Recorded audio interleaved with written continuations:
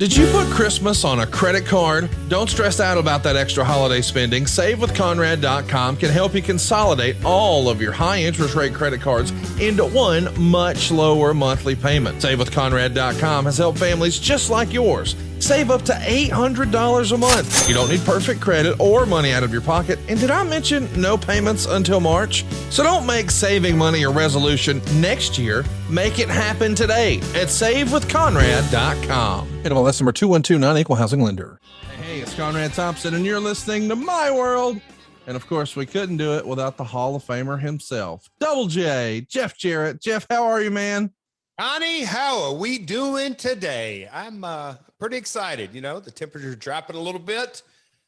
I don't say chill is in the air. It was a hot weekend. I had it here on Old Hickory Lake. I don't know if you got a chance to look at my Instagram, but there was a guy running up and down the water doing about 80 miles an hour. So it was a fine sight to see, but I'm ready to tackle the subject today. Wait. Was the guy on the lake, was that Brad? No, it wasn't Brad. Oh, bless your heart. I was just asking. I don't know what you're doing.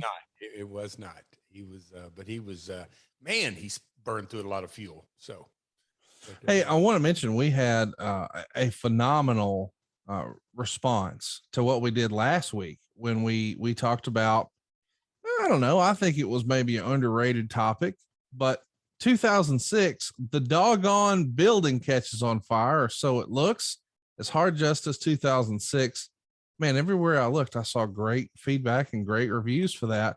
A TNA topic here on the show. How about that? Well, how about that? And, you know, as we discussed, and I saw it as well online, lots of it, and just the follow up and the video of it, it wasn't another wrestling story. It was, yes, and there was a lot of moving parts as far as the event, but an actual fire in a studio and evacuating and never went off the air and kept the show going and back to the arena, and we finished the night. So yeah, it's as we weave in and out of My World, that was a fascinating event. And as I look back on it, I don't think probably in the week that actually followed the event that I would be sitting here 15 years later and looking back on it so fondly, because we all persevered. But yeah, good story. Today's another story that we're gonna take some twists and turns. And I was trying to look over some notes and jog my memory, and Tank Abbott came up, and the David Letterman show came up, and the origins of DDP yoga, Hollywood, Scott Kahn, Martin Landau. Dude, we got a lot to cover today. Well, let's jump into it. Of course, the title of our show is all about David Arquette. He's going to, of course, become the world champion, and unbelievably, you're there for that too. You might be, I've often joked that I was like the Forrest Gump of pro wrestling, but you might be on that short list with me. Like, how do you keep popping up in all these places? Oh, Conrad, as I walked up there to my office / studio, we got to name this studio, Conrad. When are we going to name it? When are we going to get the team? We got a lot of fun things going on, but that's another story. Anyway, as you've been here and I walked up those little few short steps over on the piano, there is a nice 8x10 of David Arquette standing on top of the triple cage, and DDP climbing one corner and I'm climbing another. And it's a cool photo, and it sort of tells the story of the finish. And so now you're calling me Forrest Gump. It took me about a minute, but you're calling me Forrest Gump. I said that I was like, I have no business being in all these major moments in wrestling. And yet here I am, you know, brushing up against some real wrestling legends. And I'm a mortgage guy from Alabama. I should not be here. And Forrest was from Alabama. So I often refer to myself as like the Forrest Gump of wrestling, because what the hell am I doing? But I'm sure you probably felt in a similar fashion here, because David Arquette, well, his journey through WCW really starts with him filming Ready to Rumble. And the movie is filmed before you're in WCW. It's going to feature DDP and Goldberg very heavily. But I'm sure you're going to see the movie. Did you get to see a screening of it before it was out, or did you go to the theater and see it, or how do you remember seeing Ready to Rumble? And here's when I was at the WWF at the time, I remember hearing about the filming and, you know, like, okay, is this going to be straight to DVD. You know what? But no, this is a major release with Khan and like I said, the actors in it, and what's his name, Oliver Platt. I mean, there was some big actors and a big production, and obviously the AOL Time Warner machine was going to be behind it, and then coming over and getting to hear different pieces, Greg Helms and Canyon and others that were a part of working through, I'll call it the stunts and all that kind of stuff. But no, I actually went to the premiere in Hollywood. That's the first time I had seen it. Obviously, I'd heard a lot about it, but that's the first time I had seen it. And that's actually the first time I met David. So what'd you think of the movie? As you are aware now, as we've continued our budding friendship, I'm not a big movie guy. I'm not. I love to watch sports, and I love to watch documentaries and nonfiction stuff. So you can't really. Road Dogg used to make fun of me that my couple of favorite movies were Smokey and the Bandit and a few others. But no, when I watched it, it's a major motion picture. I think I'm not going to act like I know what others think, but I thought it was a bit corny, a bit campy. And as I have said many times, I put on my promoter cap and I thought, are people going to pay to see this? That's what I thought. First time I saw it, I just like, I'm not a movie guy, so I'm not the expert, but the plot, I'll say, look, and I've been around a lot of bad wrestling stories, so a lot of bad angles, but I'm not the judge and I'm not the critic and I'm not Siskel and Ebert, but I wasn't over the moon about, is this going to be a box office smash? Your old boy, Jimmy Wang Yang, I ran into him at the NWA pay-per-view in St. Louis. Love him. And Flying Elvis. My apology. The Flying Elvis himself. And he actually, by the way, he listens to the show. And the way I know that is when he approached me, he says, "Hey, Conrad, nice to meet you. Sorry, I'm not Sonny Siaki," which is an inside joke. When we talked about the Flying Elvises, I said, I was convinced, or my uncle was convinced when he first saw Sonny Siaki, he's like, "Oh, this is their Rock." But, so Jimmy remembered that and reminded me. Anyway, he contends that Ready to Rumble is the best movie ever made, which tells you all you need to know about Jimmy. It's not even the best wrestling movie ever made. Clearly, No Holds Barred was better. Where do you land on that? No Holds Barred or Ready to Rumble? Again, I'm not a movie guy. So I'm going to, were either one of them the best at anything? No. Which made more money? As I did my little search, Ready to Rumble cost $25 million to make and did 12.5 at the box office. So there are some winners and losers in the world of entertainment, and this would be red ink. The No Holds Barred. Now again, they're 10 years apart in release dates, right? Yep. No Holds Barred did 16 million at the gate, but supposedly it only costs 8 million to make. So as your dad would say, it's not necessarily what you make, it's what you keep. And I think Vince made more money on No Holds Barred than they made. Brothers lost. Yeah. So let's jump into it. The promotion is obviously all over the movie. It's going to be highlighted on WCW programming, but unfortunately, it's smack dab in the middle of the reset where Vince Russo and Eric Bischoff are brought together to quote unquote fix WCW. And we touched on it briefly. And when we talked in the archives about Hulk Hogan's situation at Bash at the Beach 2000 with you, but what were you told were the plans for the Millionaires Club and the New Blood faction when that whole creative bubbles up? And when the first I heard of it, and it's not just from Russo, but from, and I don't want to name names and mistake them, but off the top of my head, a Terry Taylor and just the different players that were around, that, hey, it's, sort of organic storyline, a little bit based off truth, which is right up my alley. And so, with the specific dates and talent, at this point, yes, disgruntled, and WWF literally kicking the dog crap. They were on a roll. And so the reset was welcomed on multiple levels. But I thought the the foundation of the storyline I thought was very good. Now getting everybody to play ball, not Different just thing. creatively, but contractually, whole different ball game. Were you ever told about David Arquette plans at that point?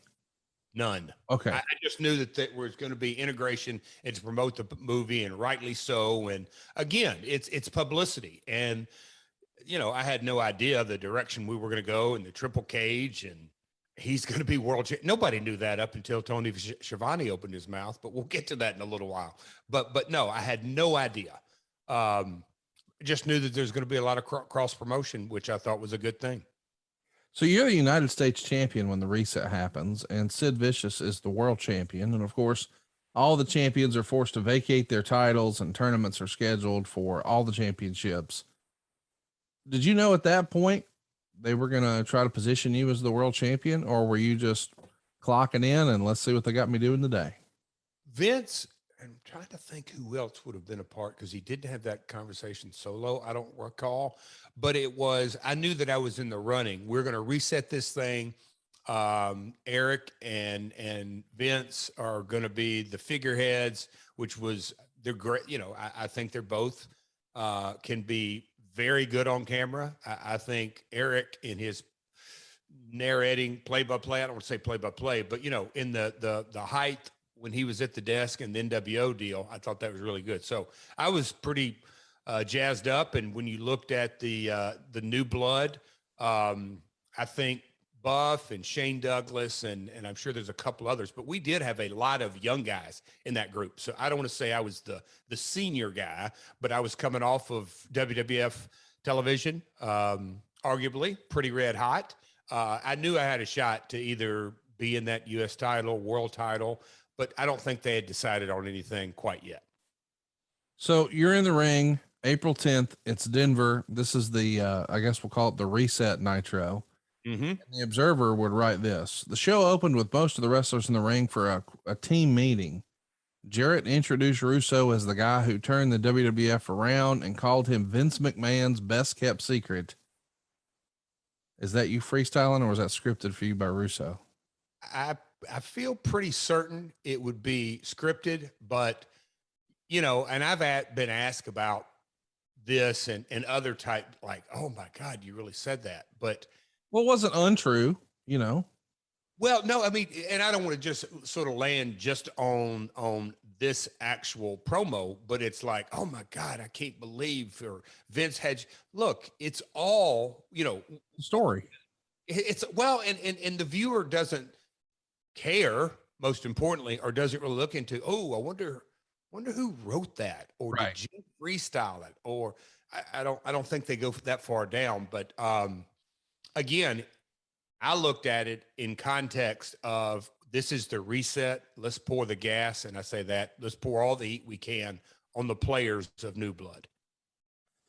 You defeat Kurt Hennig in a non-title match with the help of a debuting Shawn Stasiak. What are your favorite memories of Shawn Stasiak, aka Meat? Did you ever consider him for Impact Wrestling? He's a buddy of mine. You know, I don't say left, but it went from his Meat days to WCW, and then he went off into the chiropractic world. We remain buddies to this day.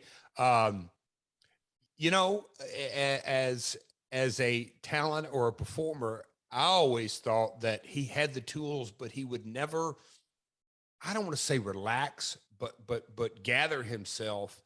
And what is that character? Who is Shawn Stasiak as a performer? I don't think I've ever really been clear on who he is as a performer. Great guy, smart guy, runs a hell of a business in his chiropractics out in DFW. They're also going to show some scenes from Ready to Rumble and the premiere, which would give us glimpses of Rena Mero, Jason Hervey. They also show David Arquette with the help from DDP, hitting Jarrett with a guitar to set up the Thunder angle. So talk us through what you're told to do at that whole Ready to Rumble premiere. And was that the first time you actually met David Arquette? Yes. So out there at the premiere, I remember we were on top of a hotel during the day, and we were just going to sort of get together and it wasn't anything formal, but I can remember going, okay, David Arquette family. You know how, well, maybe you don't, but you know, as me meeting another wrestler, I don't care. I can remember the first time I met Handsome Jimmy Valiant. You know, he walks out on stage and he's the boogie woogie man and all that. But if you see him in the dressing room, he barely says a word and talks real low and come here, brother. You And see you, brother. yeah, exactly. But hey, man, I got a lot of risk. You know, Handsome Jimmy would go right into a story, but that was sort of natural to me. Me meeting David the first time, I'm like, okay, here's a Hollywood family. This is going to be interesting. And when you meet Dave, he's the nicest guy in the world, laid back, really cool dude, and it was a lot of fun. You could tell that I don't say he was fandom, but he respected the industry, was excited about it, and then you know we had to sort of talk through what we were doing at the premiere that night. So the show ends with you having been announced as getting a bye to the finals of the world title tournament. DDP is going to beat Sting in 3 minutes and 42 seconds after Vampiro turns on Sting, and you end up hitting Kimberly with a guitar when DDP moves, and it turns into a gigantic brawl at the end of the show. We haven't talked about it before. How was DDP with Kimberly taking a guitar shot? I love Dallas has always been business. Now he's a fantastic self promoter. He is a businessman. He is a super goal oriented. I'm going to do this. I'm going to achieve that. Look, you know, me and Dallas met each other in the late '80s when he was a manager of Pat Tanaka and Paul Diamond. So that's how far back we went. But as far as Kimberly, he was all business and as you said that, I don't want to skip over it. So I got a bye because me and Kurt had a DQ thrown out, and that's how I got put in the finals, right? Right. Dallas was always very professional with Kimberly, and Kimberly herself was very professional. I want to make it clear, not that it matters, but you actually beat Kurt Hennig. You got to buy because there was, you know, you're a heel, and there's some other things that happened. But it wasn't a DQ that got wrestling logic. Okay, wrestling logic. Yeah. So whoever. Anyway, let's move on. Doesn't matter. Inconsequential. Don't blow up like you did last week about. Well, some of these sidebars you try to go down, it's like there's no payoff, but there was another match scheduled and then they got thrown out. And because there wasn't a winner in that one, then you advanced. But I'm glad we took 4 minutes to explain that because it doesn't matter. Conrad, damn. No, I'm kidding. So, Thunder, the next night in Colorado Springs, WCW has David Arquette at the show for the first time on camera in person. Ric Flair's going to beat Buff Bagwell by DQ in 3 minutes and 8 seconds when Russo, dressed up in a Sting costume with a bat at ringside next to David Arquette, hit the ring and beat up Flair with a bat. So, yes, Russo dressed up like Sting. Yeah, whatever. Here we go. So, for your match on the show, it's 3 Villanos versus Sting, and you're one of them. Oh, the Observer would write, what was really funny is seeing the 2 Villanos from Mexico and Jarrett together, and that Jarrett was actually tiny next to the Mexican cruiserweights who were considered too small to be taken seriously. Sting pinned them both. Jarrett then crashed the guitar on Sting and unmasked. Page ran in and hit Jarrett with a diamond cutter, but Sting pinned him in 2 minutes and 28 seconds. So on the same doggone show, you got Russo dressed up like Sting, and you dressed up like a Villano.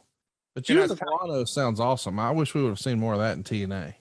So there's a picture that floats around online. I'll find it. Cause I still do have that, but good old fiction writer Dave saying I look tiny.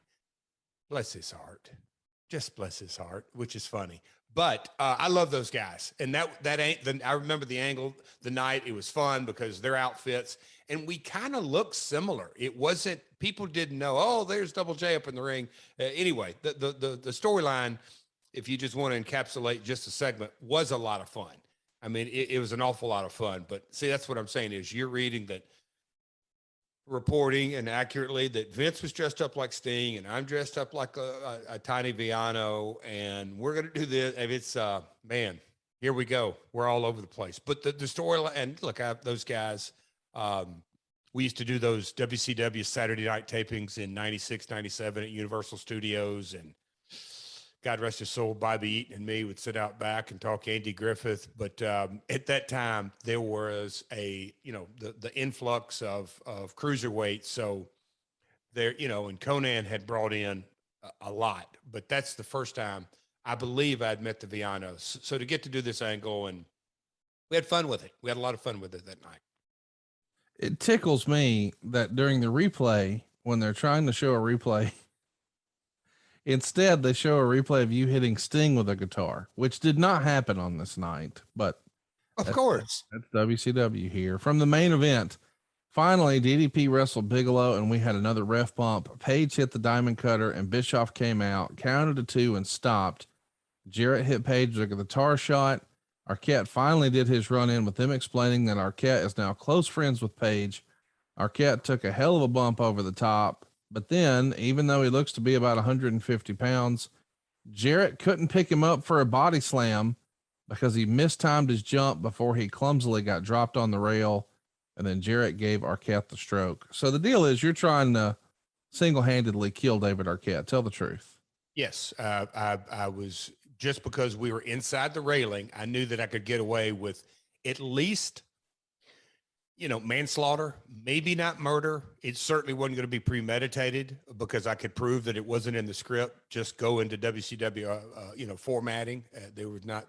Good God, Conrad. Well, everybody knew how with how little you were. I mean, the Villanos just tiny. Yeah, you were tiny, and I couldn't pick up good old Dave. I'd love to watch this back. This is just the bits and pieces. If we could do watch alongs on this, I couldn't pick Dave up. He mistimed the jump. So of course, in this world of professional wrestling, I wasn't strong enough to lift him. But put Beetlejuice in the ring with me or Gary Coleman, and I could get both of them up at the same time. That's the kind of tiny strength I have. Wait, is that why they booked you with Beetlejuice? Because they knew it was finally someone you could pick up? Johnny, we're off to a grand start here. So, but this is the first time on camera, because seriously, when I looked at the sort of the body of this David Arquette episode, to weave it in and out because we're going to get to the point where Arquette turns on his buddy and I become champion. I'm not trying to give it away, but this is the first time on camera because they had done the movie. This shit's already so damn confusing. Apologize for my potty mouth, but Jesus, here we go. So this is the first time on WCW air that DDP and Arquette are together, correct? Yes. This is the first time he's been to a show like this, and they're positioning that, hey, he's a friend of Dallas's. At this point, did you know that Arquette was going to win the world title, or when did you find out? Nobody knew that. That's what I just alluded to it in the production. No, like at that point after he's physically involved, it feels like you sort of tiptoe, right? And you try to, what's the expression? You crawl before you walk type of deal. Run. So when he's involved physically and he comes back to the back and he's digging it and he's, oh man, that was awesome. And maybe it didn't go perfect, but he had a great time, because there's a chance that a celebrity tries some of this stuff and it's like, man, that hurt. I ain't never doing this again. Right. Yep. And so when they go the other way and they really like it, do people in the back start saying, hey, what if? Do you remember that being you phrased it right. I don't remember, hey, what ifs at all going down the road of making him not only the world champion, but really having anything other than we'll call it, to make it relevant, a Bad Bunny tag or a Gronkowski appearance, or, just at this time, probably less than a year ago, I was in the ring with Ben Stiller and we covered that on a recent episode. Yeah. So some cross promotion of a movie, get in, get out, highlight the whatever we're selling the movie. Also, like Stiller helped get me over, the storyline over, the D'Lo over. So at that point, I still sort of was framing the Arquette on a much bigger scale because it was the movie, but that was sort of the route we were going. Got it. So you're guaranteed the main event against DDP at Spring Stampede with just a 1 week build, which is not exactly ideal for a pay-per-view. The show's at the United Center. It does 8,377 tickets, $272,930 at the gate. This might be the last pay-per-view in WCW history to draw that. But wow, yeah, and there you are in the main event. Killing another promotion here. Here we go. Here we go, O'Connie. Roll Tide. Um, but the United Center, that building, and gosh, those tickets had to have been on sale, what, 2-3 months? But we're doing a 1-week build to the storyline, and that's in a lot of ways picture perfect for WCW around this time. But you have a rule of thumb for what's ideal to promote a pay-per-view event? Like have the main event and the big attraction. Like as a rule of thumb, would you want 3 weeks, 4 weeks, 9 weeks? What would be ideal? And I realized as the business changed, right? And so we went from maybe one big annual event to quarterly events to holy shit, now we're doing a pay-per-view every month. Was there a rule of thumb when you were promoting as far as, hey man, if we want to get this thing some traction, we need at least blank number of days or weeks? Boy, could we have a sidebar on this, because in Memphis, it was weekly episodic. And so you had to be real careful not to make, in 5 weeks from now, the big Lawler match, because then what are you going to do for 4 weeks? But then 92, 93, get up to WWF, and Vince had created that model of the big four. Yeah. And, Vince always, I knew that I was headed toward Razor, and I don't want to get into this, but that quarterly arc. And I think currently AEW obviously is doing a lot of things right, but their pay-per-view builds are not cluttered. I say that with they Tony and the AEW crew, they know where their money is headed for the big payoffs. When you got into In Your House and the monthly builds, and and our partner, Mr. 83 Weeks, Eric Bischoff, introduced that concept. It took a lot of the creative air, I don't say out, but it was a fundamental shift, because in the TNA days, we still tried to, it really was never the big four, but it was the big two. So you had to do the monthly build, and we had to do that for financial reasons and international funds. But I'm going a long way around. And again, this sidebar could go on and on. In a perfect world, I think you need 8 to 10 to 12 weeks to really build. Is the old WrestleMania. Look at the sign hanging. We are 45 days away. We are 30 something. Just that build. I think it takes the public, the audience, the engagement to have that kind of build and anticipation. So a 4-week build is pretty short, but that is what's been done since the mid 90s for the most part, until AEW came along. It's worth mentioning. I mean, when you started TNA, you're doing weekly pay-per-views, but it's at a fraction of the cost. And just to add context to what you were saying, back in the old territory days, yeah, you were trying to sell tickets to get them to come see the next match the next week. But even then, it would sort of build episodically. So you would have a match, and well, there was a screw job finish. So next week, it's going to be a lumberjack match. And then the week after that, it's going to be a strap match. And the week after that, blah, blah, blah. But the big blow off, the culmination of this storyline, because we never really gave them what they were looking for, you had to keep coming next week. So these big stipulations would build and build. And then maybe they finally get some resolution in a cage match or something like that. And that's when you would typically run a bigger arena too, right? You wouldn't be doing that at just a spot show. Now here's the big one, and we've been waiting for it for 3 or 4 months. Let's go.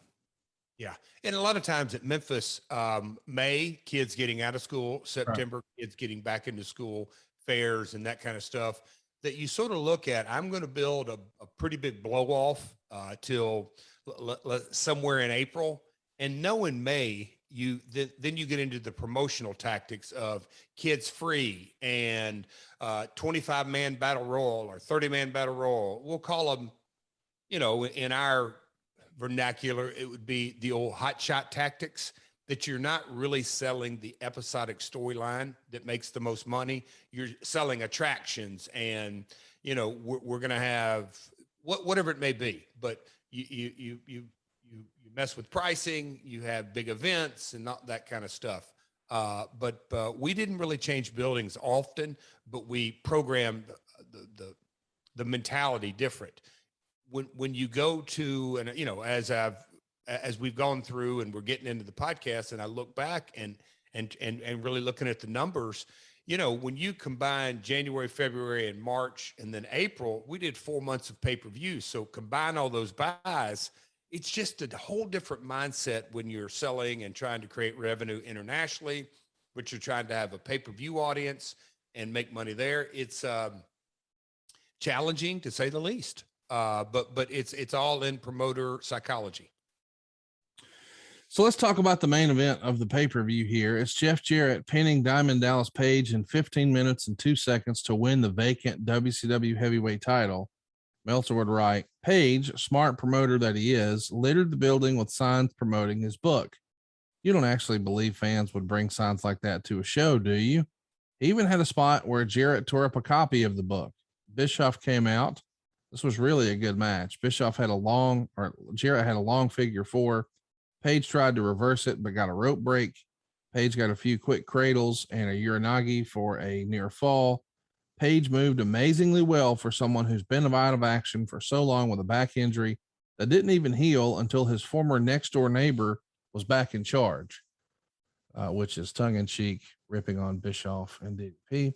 Finish saw Bischoff distract Charles Robinson, who took a bump halfway through the match to tease a near fall from a belt shot by Jarrett. And Kimberly got in the ring holding the guitar and clocked Page with it for the pin. All the champs came to the ring to celebrate with Russo and Bischoff to end the show, 3.5 stars. So tell us what you remember of the match itself, and what did you think of the creative of Kimberly turning on DDP? As Conrad says, a lot to unpack here. Yes. I will say this. In the United Center, I could probably take you to the vomitory, the area of the building. It's down where the Bulls come out. Or anyway, that's the first time I've ever heard the word stylist. Conrad, when is the first time you ever heard the word, oh, that's a stylist? Do you know what a stylist is? Well, like with the little pin that you would use on a yes, electronical device, right? Yeah. Touch. Yeah. Yes. So DDP had bullet points. We'll just call them notes. But I've done notes, and I've actually seen my dad have notes back in the early 80s, and that's sort of work. But that's the first time I've seen it done electronically. And DDP had a lot of notes, we'll say, for the match, which I love Dallas. He always came prepared. But that's the first time, and I'm like, dude, what is that? He goes, oh, it's my stylist. And I'm like, what? Anyway, that's how he took his notes. But we both came, and I think in a lot of ways, I view Dallas different. Not that I thought anything negatively, but that day, working with him that day, his heart, his mind, look, he was putting me over this night.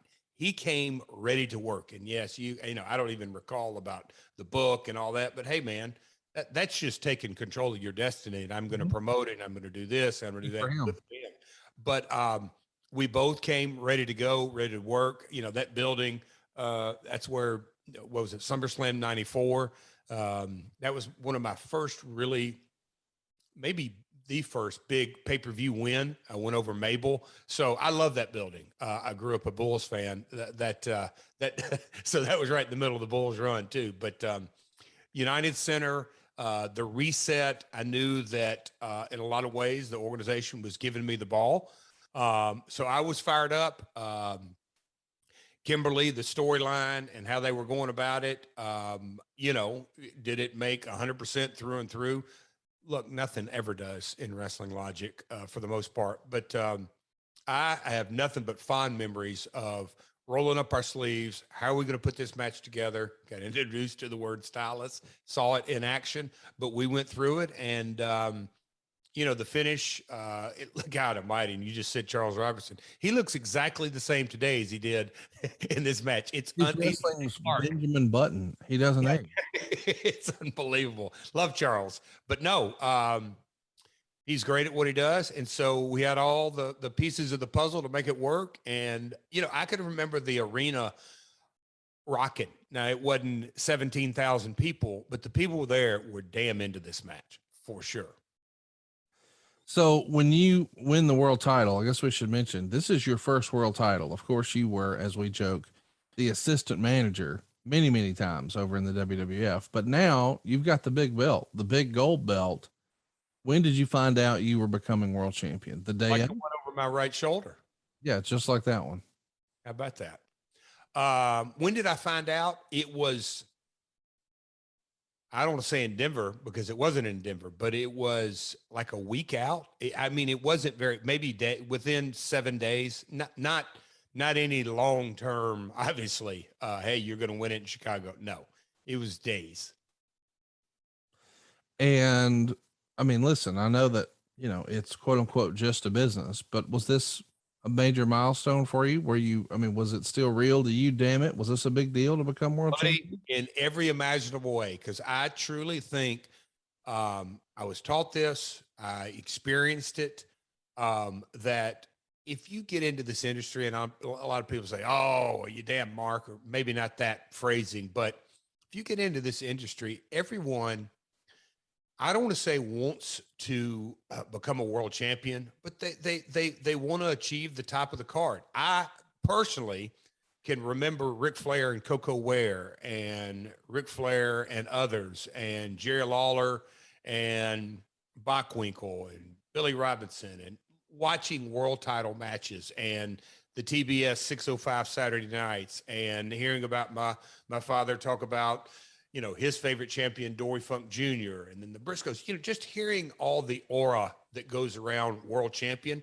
I absolutely had that as a goal. And so a goal. And so, yes, Conrad, it was a really big night for me personally.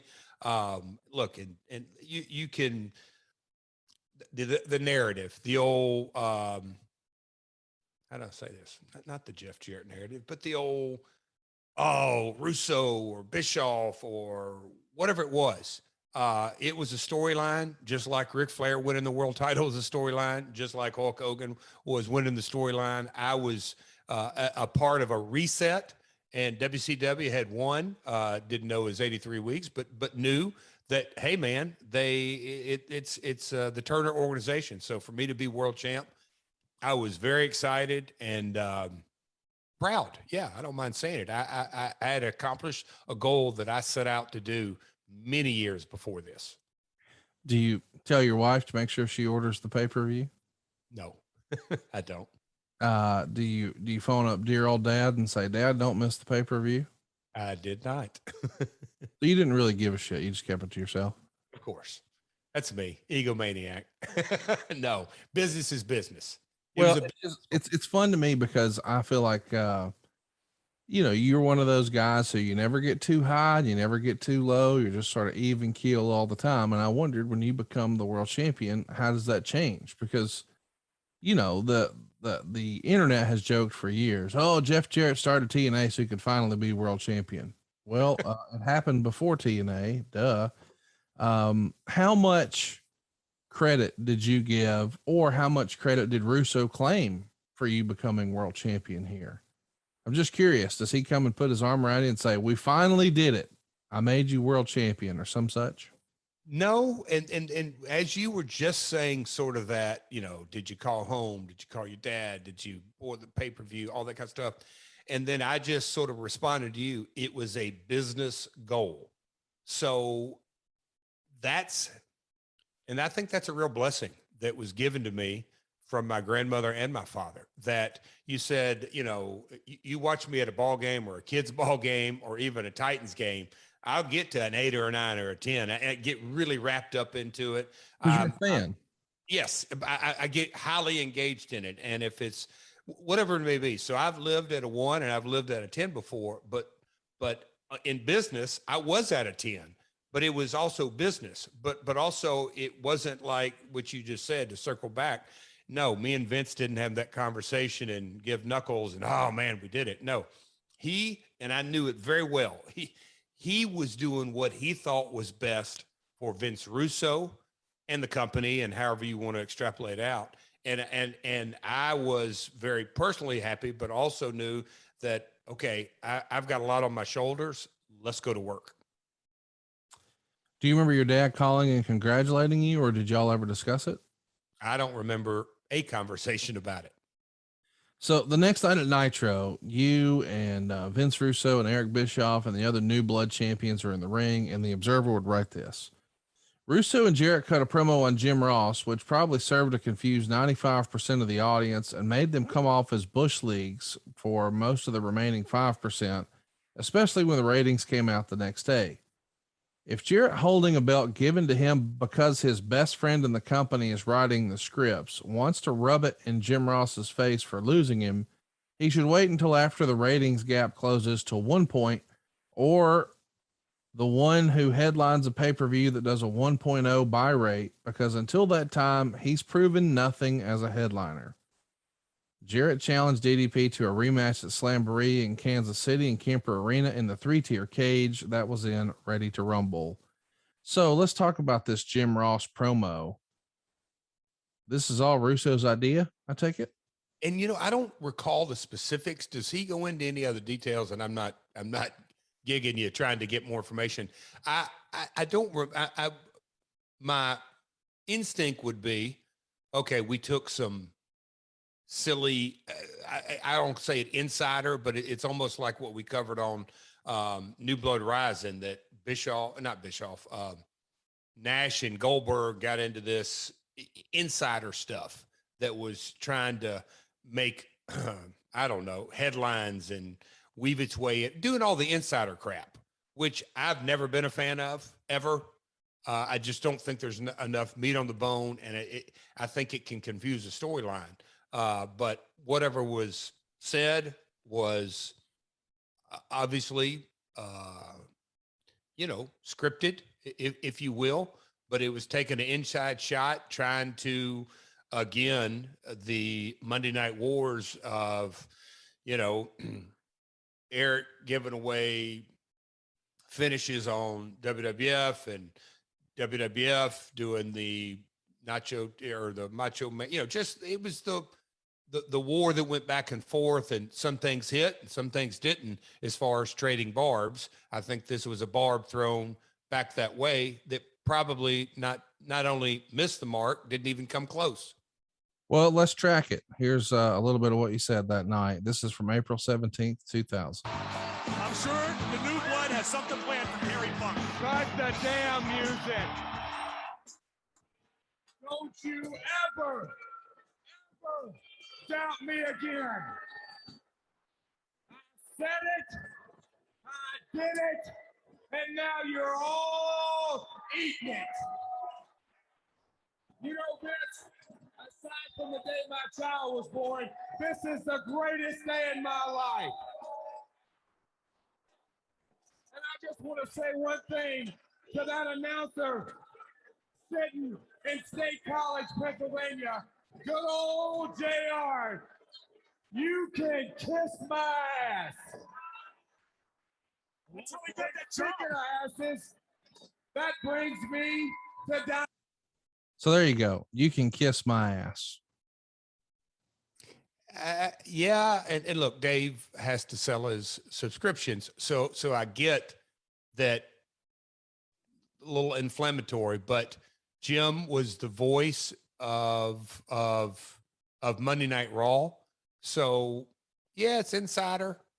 Probably, like I said, a salvo back across the way that some people knew, some didn't know that our contract negotiations, but I was expecting more, Connie, is what I'll tell you, that when you just replayed that, I was thinking there was going to be more to it, but I don't know. Was what it was. Steiner's the mystery opponent in the main event, which ends in a DQ when Booker attacks Steiner when he had you beat. So probably not the first impression you were looking to make, but you're going to be champion for a week when Nitro comes into Rochester, New York, and we draw 2,697 fans for a whopping $64,925. So it's not going well. Nitro. Yep. Yeah. Are you involved in any sort of creative at this point? Are they calling you on the telephone? Are you finding out when you get to the building? What's that look like? Yeah, I'm finding out when I get to the building. So this is early May, correct? Yeah. Sun's coming out. Not real good time. There's not a, we promoted Spring Stampede for a week, and now we're headed into, so creatively, not a lot's hitting on all cylinders, but no. And this is, obviously hindsight's 2020 and a lot more knowledge that I have today than I did back then. But look, Vince was trying to write the show. Eric had just come back. At this time, they're trying to either work together or coexist, but there's a lot of agendas, candidly, that both of them are trying to fill. The Millionaires Club. Now we got to appease or try to make the best out of, the other divisions in AOL Time Warner. We got to promote this movie right. A lot of, I'm sure there were some folks, their ass was on the line. They just spent $25 million to produce a movie. It better cash, the cash register better ring. And then then Vince is trying to do the very best he can. He's trying, he's got another opportunity, another reset. So, but to the answer to your question, hell no, I didn't have anything to do with creative. So the night after, we should just add some context here. The night after Spring Stampede, April 17th, you had 4,345 fans in Rockford, Illinois. And then we did a shot in Rochester, as we mentioned. There's 7,700 fans there, but there's only 2,697 of them that are paying. The next, wow, where's that at? That's in Rochester, New York, at the Blue Cross Arena. Yep. Okay. The next night, you're in Syracuse, New York, at the War Memorial for a Thunder taping. 1,269 fans. And then our next Monday Nitro is May 1st from Birmingham. That arena seats about 18,000. We had 3,635 fans there. But let's go back to Rochester and let's recap the day. Jarrett, Bischoff, and Kimberly came out. They showed the 3-decker cage from the Ready to Rumble movie. Bischoff called out Paige, and Kimberly gave him divorce papers. Paige didn't even sell it like he was concerned. That guy's just so cool. He blew off a good angle. Luckily, the announcers saw how Paige botched it, so they stopped selling the divorce like it was anything important either. Paige went after Bischoff, but Jarrett hit Paige with a guitar. This brought out Arquette to jump on Bischoff. Jarrett pulled him off, but before Jarrett could pound on him, Canyon saved Arquette. Bischoff challenged Arquette to a match. The steps were if Arquette wins, he would get a cage match for the title on this show. So you're just destroying everybody with guitars here.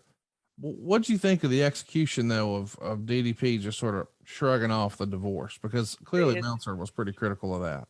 Well, and just as you're reading that, we're assuming, I'm not, maybe you are, but Dave was assuming that he was in the creative room when this was laid out. Was DDP supposed to blow it off and come back to it either later in this show or a Thunder or another Nitro?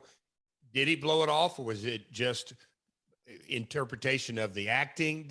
I don't recall this first and foremost, but I'm not going to assume because Dave wrote it that was just blowing off. I'd love to hear the guys who wrote it and ask them, how did you want DDP to respond to this? And again, was it, so Kimberly was serving Dallas divorce papers on, here we go. We're going to get down a rabbit hole of creative that makes, well, let's try to justify or rationalize or figure out, and we don't have the people in the room that really wrote it.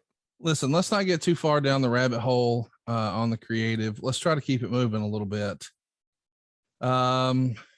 Here's the sentence. I can't believe this is real. Arquette pinned Bischoff in 2 minutes and 8 seconds. Arquette at least looks like he enjoys wrestling and is having fun out there. But boy, did he make WCW look minor league when he used the worm as his big move, particularly since it got by far the biggest pop of anything on the show. Let's run a pause right there. The worm is over like Rover on the WWF program when Scotty 2 Hottie's doing it. So he's using essentially a WWF move on a WCW show, and it gets a big pop. That's what Meltzer's talking about. Oh, Lord. Quote, it was bad enough that the crowd was filled with pro WWF signs, many of which were on camera, and very, very negative WCW signs. Bischoff is then going to be saved by Jarrett.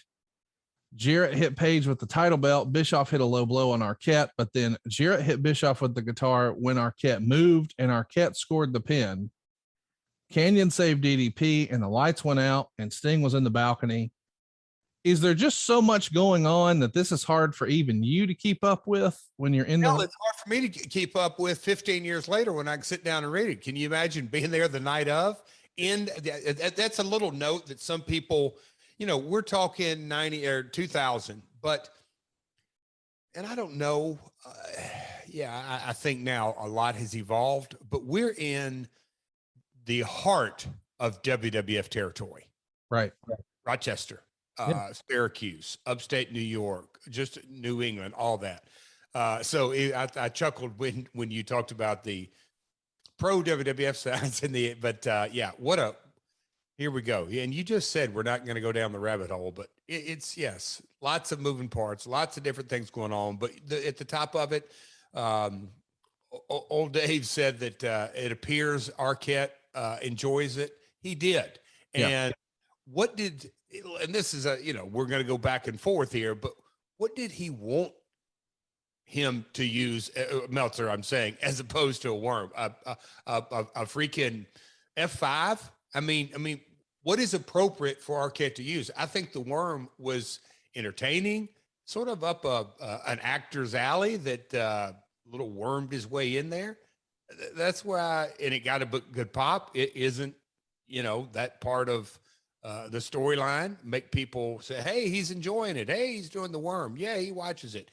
And truth be told, he's in WWF country, so not the worst idea for old Dave Arquette to pull out of his bag of tricks. No, I don't disagree. But there's so many moving parts in a 2-minute and 8-second match here. It involves Bischoff, Arquette, Diamond Dallas Page, Canyon, Jeff Jarrett, and Sting. A lot going on here. Of course, here it is. DDP pinned Jarrett to win the title in a cage match in 4 minutes and 59 seconds. Quote, actually, this was the closest thing to a good match on the show. Page never sold the divorce deal, and if he doesn't care about it enough to have it get in the way of a wrestling match, why should anyone else care? Amazing how quickly a back can heal when given a push. The finish was beyond stupid. Diamond cutter, then for no reason except to take focus away from people popping for a title change.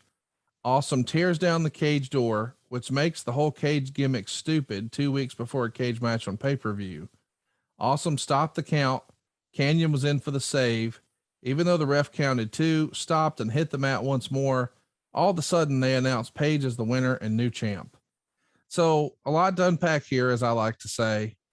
DDP is clearly not a favorite of Mr. Meltzer, as he continually mentions, hey, he couldn't work, but now that Bischoff's back, now he can. I kind of agree. I love Mike Awesome. Want to preface that with this. I love Mike Awesome, but the idea of him tearing down a cage door does sort of make the cage seem less dangerous, less of a stipulation, less than an event. Less than is the right answer. And it is just a couple of weeks before a cage match on pay-per-view. I'm actually with Meltzer on that. Maybe that's too much of the good stuff, as we like to say. Zoom in, zoom out. Yeah. You zoom out and really look at it. Okay, so if you zoom in and, okay, for this episode, oh my God, that's going to be great for Mike Awesome. But we're going to ask people to pay money 2 weeks from now in the wrestling logic, suspending disbelief that the cage is the end all be all. It makes zero sense to have Awesome do that all, because I don't even want to call it a cheap pop. It was just I don't want to say an add-on, but just a mini high spot for the night. So it makes no sense. It makes the cage lesser than. And as Dave points out, for our pay-per-view, for the event that we're going to ask people to come out of their pocket, that's the promoter mentality. You've got to protect your money matches. And that's a perfect example how WCW did not protect the money matches. So, you won the world title and you held it for all of 1 week. Are you disappointed, or is it just another day at the office? As you know, and we've documented it on here from Bash at the Beach, it's like nothing really surprised, not just me, but anybody. It was show up and whatever play is given, run it, knowing that there was so many different moving parts and a real political joust going on hourly between creative and corporate, and we'll call it the Millionaires Club, and guys trying to fight for TV time. It was a mess. Yes, I'm sure that I was maybe not outwardly, because you don't really ever get anything accomplished too much by being too vocal. But look, be a champion for a week. Come on. That sucks. Just no way to get any momentum going that way. So the next day, April 25th, 2000, as we mentioned, you're in Syracuse, New York. 1,269 fans are there. And what everybody remembers is the main event. It's Diamond Dallas Page and David Arquette taking on Jeff Jarrett and Eric Bischoff. But here's how the show opens. With Jarrett, Bischoff, and Kimberly having kidnapped Arquette because Jarrett blamed him for the title switch. And we're told that they're going to hold him hostage unless DDP agrees to put up the belt in a tag match. In Memphis, y'all were famous for some silly wrestling angles, but the world title is up for grabs in a tag match. That's a little far fetched, isn't it? Look, I thought you were going to go, the world title and tag match. That's kind of I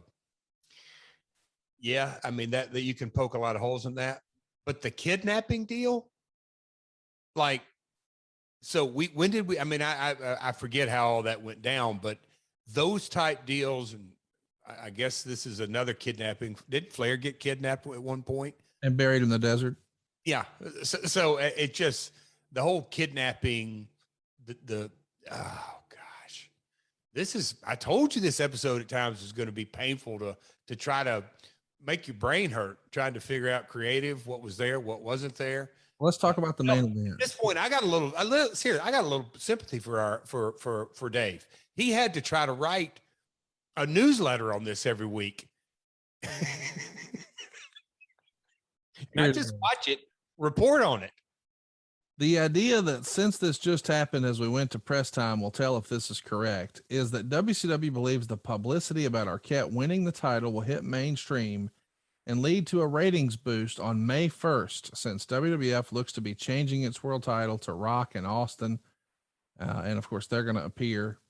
They did a double pin finish with Jarrett pinning Page at the same time Arquette pinned Bischoff, but they announced Arquette as winner and new world champion and had him parade around with the belt.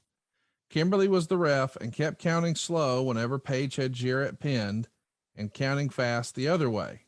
Somehow she was out of there and Mickey J ran in and counted the double pin and signaled that Arquette had won. Now, I don't think everybody knew this until a few years ago, but your old pal and mine, Tony Schiavone, actually fell on his sword on what happened when, and he said he was in the meeting where this was all first discussed, and he pitched to Russo, hey, what if Arquette won the title? And just by that, what if, Russo's ears perked up as Tony tells the story, and ta-da, that became the story. When you first got to the building that night in Rochester, or I'm sorry, in Syracuse on the 25th of April, did you think you were winning the belt back? Did not know. I know, because literally, especially between Nitro and Thunder, so many different moving parts and things were changing. And, it's going into Nitro, it's all kind of different moving parts and different ideas, minus the talent for the most part. Then all of a sudden you have Nitro and you've got 20, 30 wrestlers throwing their ideas against the wall and trying to get involved. And then the fatigue of the road, or whatever you want to call it. So no, I didn't have a clue, but as I'm hearing the top of your commentary right then, you're talking about WCW was hoping to get publicity. You know, I think back to those 90s and even early, late 80s when you had WrestleMania and Liberace and Ali and Special Timekeeper and that kind of stuff to get attractions. Who's going to sing America the Beautiful? And then get into the 90s and, different things, Leslie Nielsen at SummerSlam or whatever it may be. And then Tyson does the big angle. At this stage of the game, I mean, we mentioned Ben Stiller and this and that, but at this stage of the game, the pop culture of professional wrestling to sort of hang their hat on, hey, we're going to make Arquette champion. Wasn't the same thing going to be accomplished? I mean, look, there's two different ways to look at it, a million different ways to look at it, but mercy, mercy, mercy. What a mess. Let me mention too, David Arquette has gotten a lot of, I think, unfair criticism over the years. He's proven that he is a wrestling fan. He did a whole documentary about it called You Cannot Kill David Arquette. I highly recommend it to everyone. But I've dealt with him a few times, hosted him at StarCast. Couldn't have been a nicer guy. Couldn't have been a cooler guy. Follow him on Twitter at David Arquette. But he is one of us. He is a wrestling fan. And candidly, if most of the people listening to this were given an opportunity to promote their other job, whether it was movies or mortgages, and you had an opportunity to brush up against professional wrestling, you would jump at that chance. I want to make sure everyone understands this. David Arquette was paid well for his ventures into professional wrestling, and he kept $0 of it. He donated 100% of it to Brian Pillman and Owen Hart's family and all the fallen soldiers. I think Darren Drozdov was a recipient, but he cared about wrestling so much that he kept none of the money and gave it to wrestling families who he felt like could use it.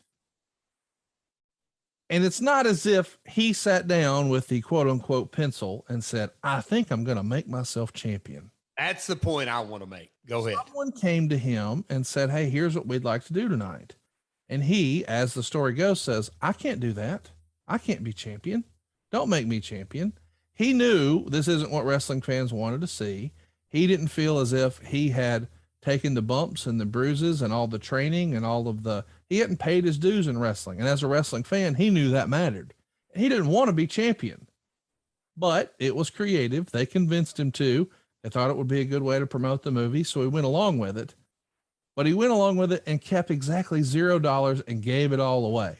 And here's another spoiler. When he ventured back into wrestling a few years ago, I don't think I have to tell you, he didn't exactly make a ton of money in independent wrestling. He did it for the love of the game. So whereas a lot of people sort of prop back and say, oh, David Arquette was a terrible idea.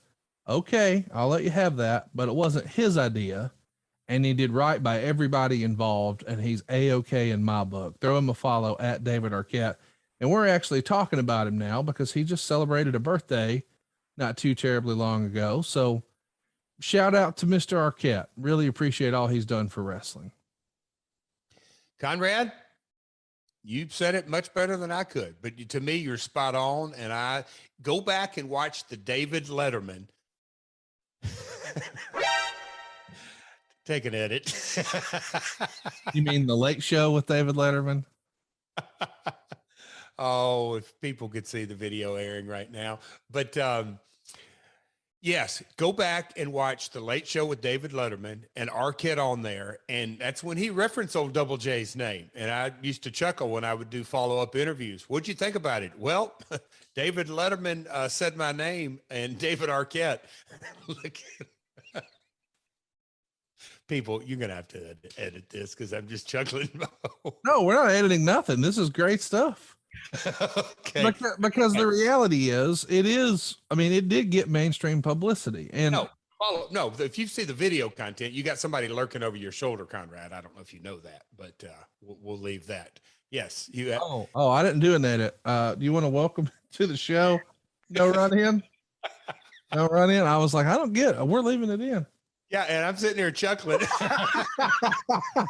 what I see. That's what He's the John Cena of podcasting. You can't see him. Oh, yes, I can. Oh, I was cracking up. I was like, I Matter don't get why you're so tickled. And then I realized, oh, wait a minute. I got it now. yes. So back to that. I used to do these interviews. What'd you think about David Arquette? And I said, hey, I love David Arquette. He mentioned me on David Letterman. I'll never get my name on David Letterman. I used to watch it with the Jerry Lawler Kaufman angle over and over and be a regular Letterman watcher. But no, but he did. In that interview, he was very self-deprecating. And that's David. From the day I met him, and I can remember him hanging out after Nitros down in the watering holes. David is not just one of us, a fan, but I can imagine him on a Hollywood set or eating Thanksgiving. He's a very humble human being. He is. That's the real David that I know. And so to back to your final point is he had zero creative ability. I mean, creative control, none. I mean, like none. And he did speak up in the manner of, oh, no. I don't think we ought to do that. But he ran the play. He did it. And I'll say this, that man climbed 62 feet and he damn sure didn't have to do that. And I'd be willing to bet that his agent was thinking, hey, Dave, this wrestling stuff, at this point, we've had some fun out of it. I'm not so sure it's a good idea for you to be in this triple cage and climb 62 feet in the air. Right. But he did. I do want to mention too, it's not a total misfire. It does get a bunch of coverage. It gets a lot of chatter. You mentioned, it was even mentioned on David Letterman, but in this era, and Bischoff has talked about it a lot, guys on sports talk radio, they would just plop open a paper like USA Today.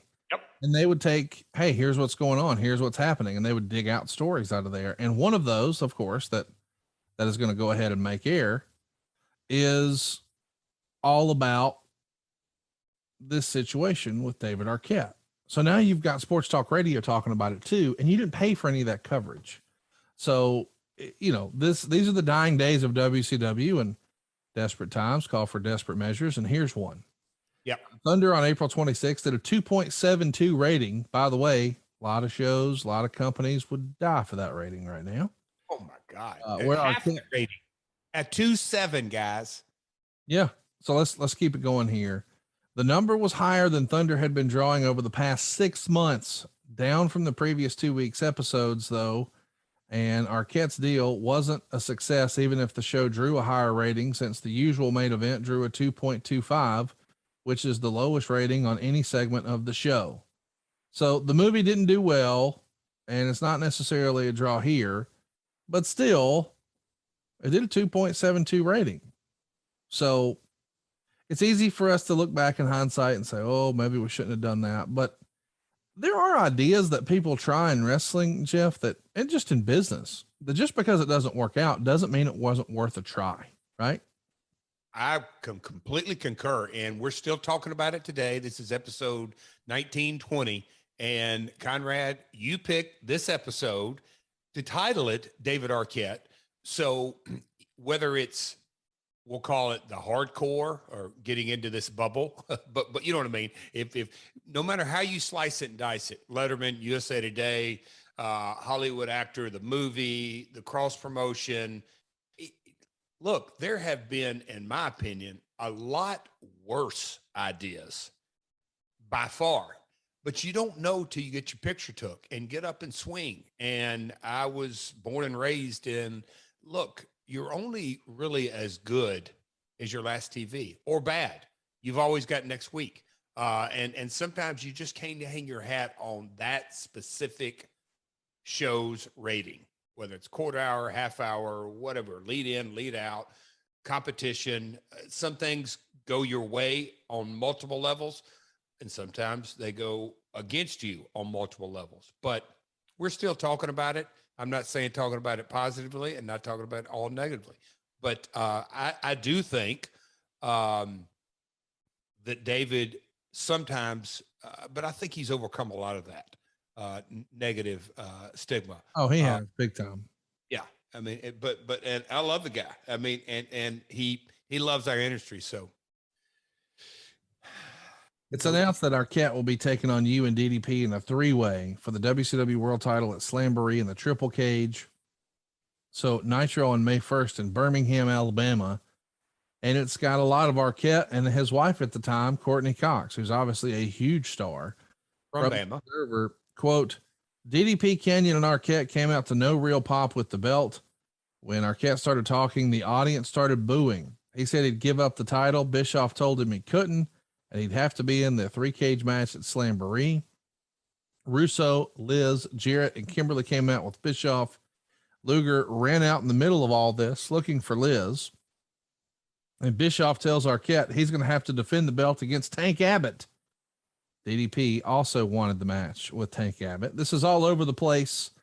Eventually Abbott's going to beat DDP in 1 minute and 55 seconds. Canyon and Arquette are also in DDP's corner.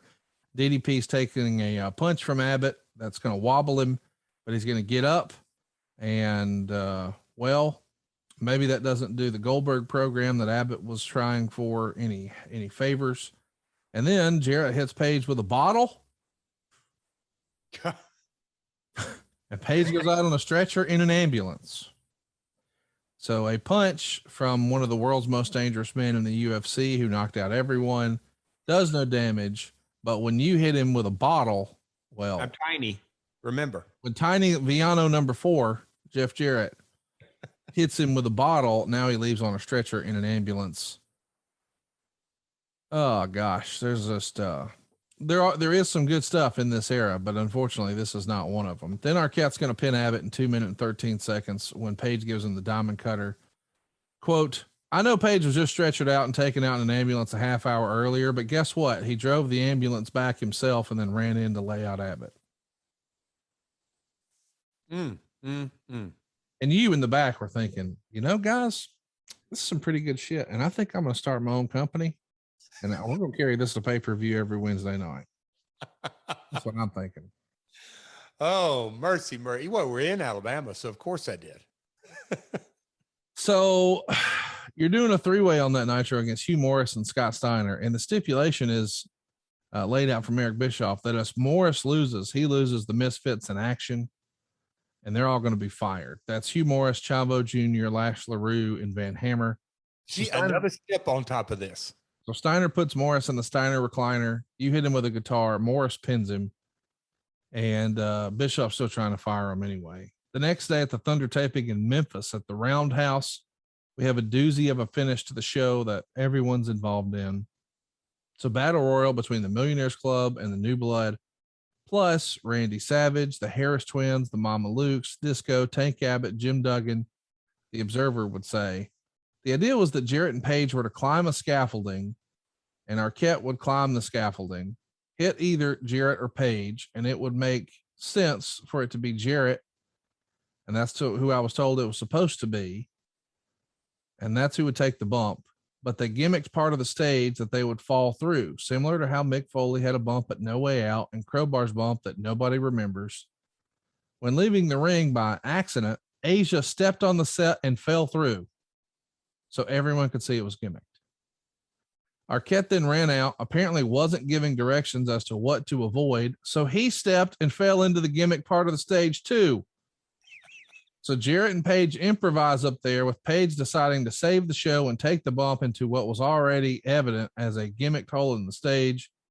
They simply edited out virtually everything regarding the Page and Jarrett angle, where Page took the bump off the lighting stand through the gimmick part of the stage. They showed the two very briefly brawling very high and then cut away.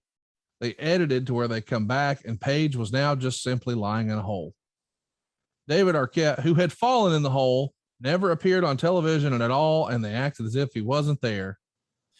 The original angle was for Page, not Jarrett, to take the bump, but to appear to be a miscue by Arquette, which would later be part of the story. I'm about to go lay down and just take a nap. I'm laughing at myself because I started thinking, I'm going to ask Conrad to reread this. What a mess. All right. Let me get my composure. Do you remember being at this show? Well, first off, fiction writer Dave called it the Roundhouse. There is no such thing as a roundhouse in Memphis. That's in Chattanooga Roundhouse. Memphis is the Pyramid. or the Mid-South Coliseum, and now the FedEx Forum Arena. But anyway, I'm nitpicking. What a mess. And I don't remember all that candidly about who is Asia. Asia fell in. Oh, you remember the jacked up, they couldn't call her China, but the jacked up chick who came out with Okay. But my gosh, I think of nowadays going through rehearsals, at least walkthroughs. I have a feeling there was zero walkthrough of this. Ellis, stunt coordinators. By the way, I think this is Randy Savage's last show. Do I have that right? I told you we were going to be all over the place. We didn't get to touch on good old Tank. Tank, do you remember when he first debuted in WCW? When he came through the curtain, the whole arena stood up. There was a short period of time, and I can remember Mark Madden being very descriptive, Tank Abbott and all this. There was a period of time that Tank was, I don't say over, but got a hell of a reaction. And now he's in Birmingham getting diamond cuttered by Courtney Cox. I don't know. God. By the way, when Tank first came in, it was around the same time that my now brother-in-law, David Flair, was working up there. And David was not old enough to rent a rental car. In those days, you had to be 25 in order to get a rental car. So he would find himself having to hitch rides with people. And nobody at WCW told him this or even thought of it. So he shows up and then realizes, well, all the other guys are in line at this rental car thing. Okay, I'll go stand in line, and realizes it's not going to work. They're not going to rent me a car. So now he's trying to beg for rides, and he winds up riding with Tank Abbott on one of Tank's first loops. And some of the guys are like, do you know who that is? And he's like, not really. And they're like, I'd be careful if I was you. So he has like a pipe or a stick or something on he goes and gets one to make sure that when he rides with Tank, whatever this guy wants to do to me, I can't stop him. It's Tank Abbott. So I've got a weapon just in case. And then of course he realized about 20 minutes into the ride, oh, that's all bullshit. He's a great guy. Yeah. But just for a minute, you're like, can you imagine being a kid? Like, hey, that guy who beats up people for real and is one of the notorious bar fighters in the world, known for the reputation that precedes him. Just catch a ride with him, kid. You'll be fine. Classic WCW, good, bad, ugly, fun. But back to when Tank came through the curtain when he first debuted, what a reaction. So now we are down at the Pyramid or maybe not the Pyramid. Hell, we're in Memphis. You're at the Mid-South Coliseum, your old stomping grounds. That's where this game happened.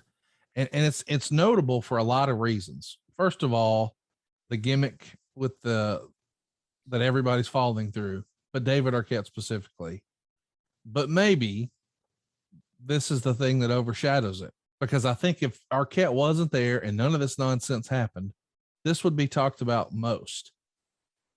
Randy Savage and Bret Hart are surprise returns. This is Bret Hart's last match at this point. We think at that point it'll be his last match ever. Of course, we know he's going to come back and do the stuff with Vince at WrestleMania and all that.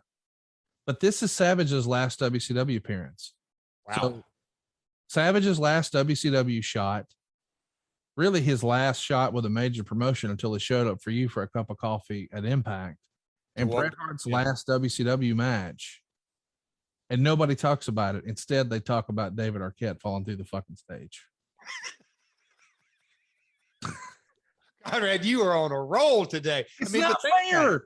It's accurate, but it's not fair. How many main events did Savage have at Mania? 3? Anyway. So we're talking about, he's one of my personal all-time favorites. Absolutely. Last match in Memphis. Well, his old stomping grounds. My goodness. About it. Wow. That's the kind of stuff we uncover here at My World. God, that's crazy. So you're out of there, and you lose to Canyon because he hits a flatliner when Kimberly's interference backfires. You're pushing towards the main event again in a world title situation with an actor, and you're losing to Canyon. And this, by the way, is the go-home show for the Slamboree pay-per-view, and you're losing a one-on-one match to Canyon, but you're also in the number 1 contenders battle royal. This is just a lot. We're on a roll, brother. Isn't it fantastic? All weaving just one magical storyline. Now we get to Slamboree, as if this story couldn't get any stranger. And you're at the Kemper Arena. Knowing the plan with the triple cage match, unless I had context, this is May of 2000, 1 year after Owen Hart fell and passed away in this same building. This is probably one of your first times back in the building, right? First time. What's this like for you? I mean, we talked about Owen in our archives, and we talked about that whole situation and how emotional it was and how you suppressed it, and you only really got to deal with it in the last handful of years through your recovery. And now you're back in the arena a year later in the main event in the same building, and we're awfully high in the air. This has got to be weird for everyone, but more weird for you than anyone. And man, we have, or I have chuckled a lot during this episode, but now to head down another avenue. And I started to tell you this, I don't know when, but going into this a couple of weeks out when I knew I was going to be in the arena, I went to work with, and at some point we're going to get Dr. Tim Badare on here, my chiropractor, applied kinesiologist, but a guy that worked with him. And what I knew that I was going to be going up 3 cages. And I'm not going to say I had this crazy fear of heights, but I wanted to get as comfortable as possible, knowing going back into the Kemper Arena, going back into all things, I'll say that had happened the year before. But as you just sort of delicately covered, I had completely, now I know all this today, but the emotions of Owen, I had completely suppressed 100%. But on the flip side, I knew that I was going to have to, climbing literally, I think the top of that cage is 62 feet. Owen had fallen from, I think, 81 feet. But I knew I was going to have to be working up in the top of that building, and I wanted to get comfortable. So I worked with some psychologists and things, and in a lot of ways, I had a lot of comfort climbing the cage and getting comfortable with it. And we got out to Kemper, but I addressed that from a business perspective, that I've got to go perform in a peak performance, and so I addressed that. But yeah, it was I knew going in it was a unique set of circumstances. Do you say anything to anybody about Owen and how you're uncomfortable at all? And that's sort of something that you just said I dealt with later, but literally not a word. I came to work. Does anybody bring it up to you? Did anybody remember that day and say, hey man?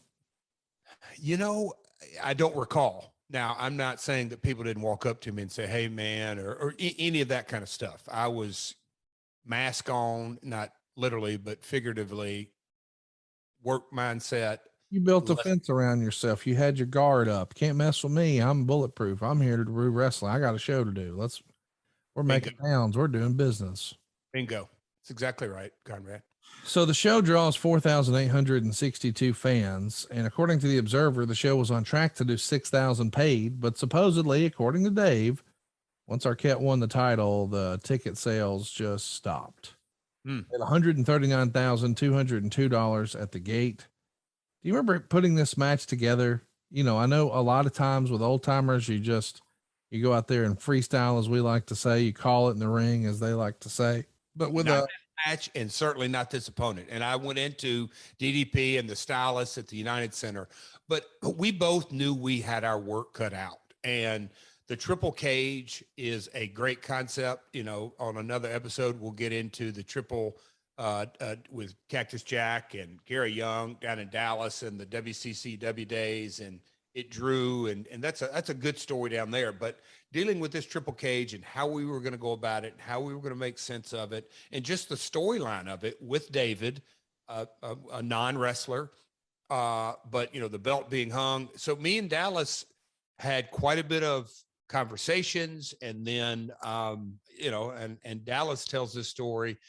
Maybe we'll get the opportunity one time to have him tell the story, but If you're familiar with DDP yoga, I'm about to tell you folks, bang, I'm about to tell you folks, this in a lot of ways is where the origins of DDP yoga came, because we were walking through the match and having the discussion, and there's 1 level, 2 level, 3 levels, but there's a hole in the cage up on we'll say between the first and the second level, and Dallas, and we were walking through it, and Dallas backed up, and one of his legs, as he's backing up, dropped straight through the top.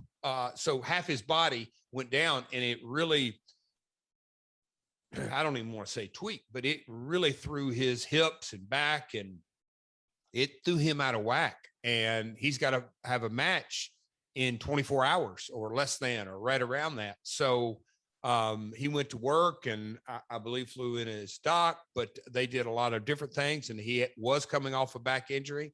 But DDP yoga and I don't say it's the origin of it, but it's certainly a huge step in the progression of Dallas really wanting to change how he dealt with his body. And to this day, I do DDP yoga. So I'm a huge fan. I'm a big supporter of it, big believer in it, as opposed to just a supporter. But we went through the match and talked through it and laid it out, and knew that there was going to be, well, as per the course, and we'll get into it, but somebody's got to take a bump off the top. No, you don't. Just tell the story. But we went down that road, and all the different moving parts that we've already addressed in WCW Creative as the buildup, trying to tell 7 stories at one time that never work. But yes, your question was, Conrad, do you remember talking it over? Yeah, me and DDP talked over this entire layout through and through. What do you remember specifically about the match? I mean, if fans want to go watch it, it's 15 minutes and 30 seconds worth.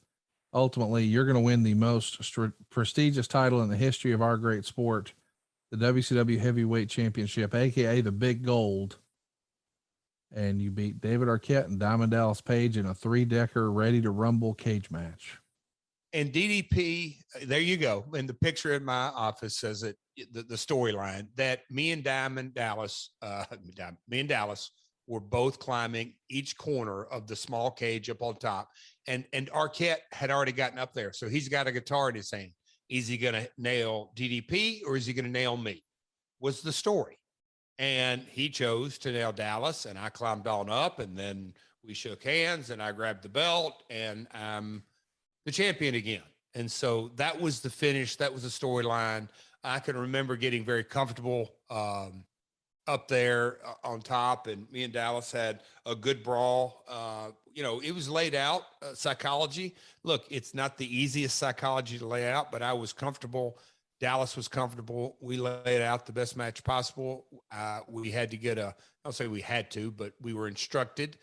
We had to, Canyon had to take the bump off the top, and there was to jump right into it. Oh my gosh, Owen fell the year before. I didn't really, at the time, certainly even go there or connect the dots. I can remember specifically thinking, do we really have to have Canyon? And I know he was involved in the DDP and that whole storyline, but it just felt in a big payoff match trying to tell too many stories. But Canyon ended up taking the big bump off during the match.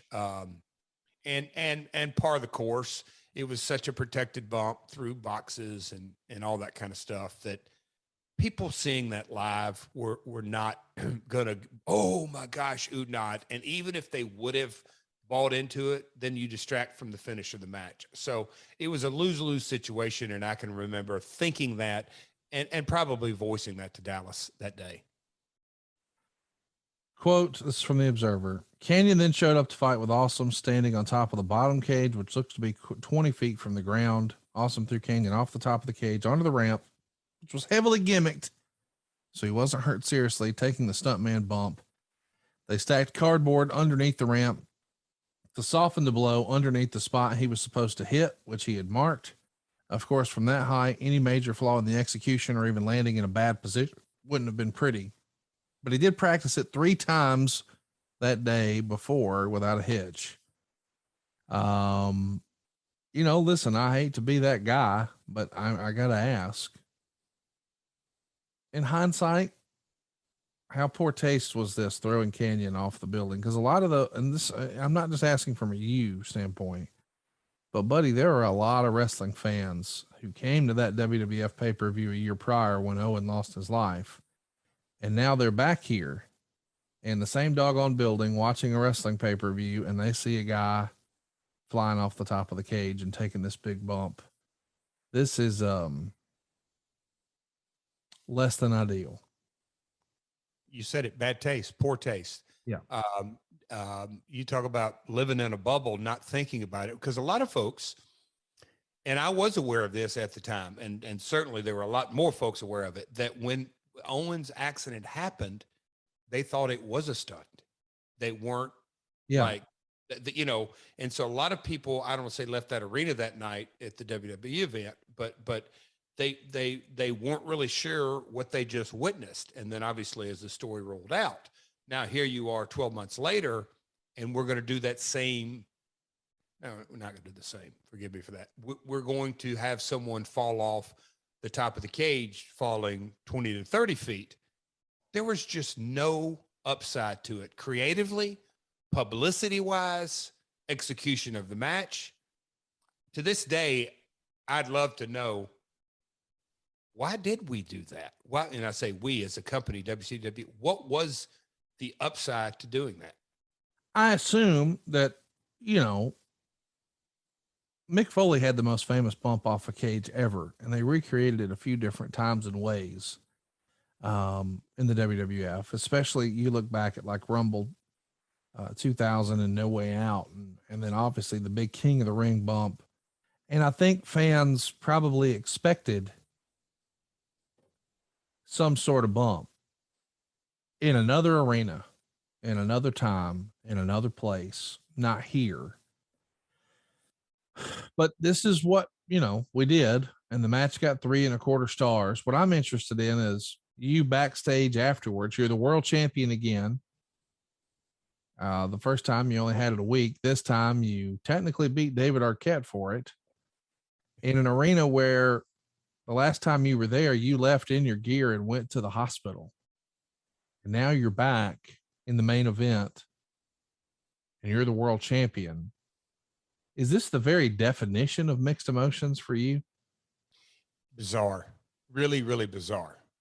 Again, I'm not going to say that I don't lose the sight that, okay, here we are a month after Spring Stampede, and the title's back with me, and I've got responsibility. And how are we going to get our numbers up? How are we going to get our houses up? How are we going to keep progressing?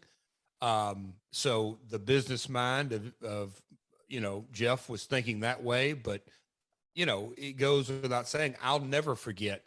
I could take you right to the dressing room that me and Owen dressed at. I could take you right to the place where I had that promo, the back door where the cop walked me up the ramp, out into the arena, walking through that match to Russell Val Venus. All of that. I could also take you the first time I climbed up the cage for the for the match the day before through rehearsals, climbing up there, and it didn't lose sight of me. I'm looking around, getting my bearings. I think every wrestler that walked in that building today, and maybe production, they looked up. It's a year later, and maybe for some of the WCW guys, certainly for me, it's the first time they'd been in that arena. I certainly knew. I knew where I was at, but I didn't let myself go there emotionally. But I was certainly cognizant and aware and all of that. So, show over, next night, next town, go to a Nitro. It's business. Again, game face on. Let's go to work. I can't imagine from your perspective, just, the last time you associate this building with such a tragedy, and then you come in that day and you're working with an actor in a gimmick cage match, silly bumps and all this. And you see a big spectacle and these fans see the same spectacle that makes you think about that tragedy even more from a year prior. But then you walk to the back, you've achieved your professional dream for the second time, this time the main event of a pay-per-view in the town where you lost your best friend a year prior. It's like a movie. And I do remember, it's weird how when we dive into these things and I sort of let my guard down and emotionally, in a good way, today's episode laughed a lot, but also as you're talking about this, I can remember on the Saturday getting up on top at the third cage, but also winning it and just being up in that air. Yeah.